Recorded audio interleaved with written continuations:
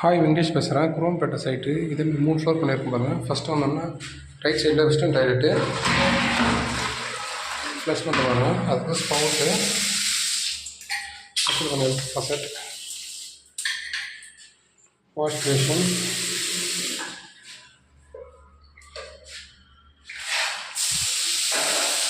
First ஸ்பவுட்டு போட்டு அப்புறம் job fitting. இது செகண்ட் பாத்ரூம்.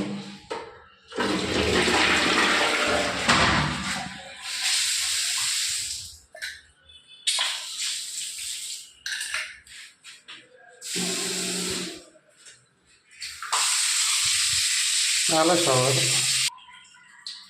இது 3வது டாய்லெட்டு. எல்லா பாத்ரூம்லேயும் ஸ்டாப் கார்க் வச்சுருக்கோம்.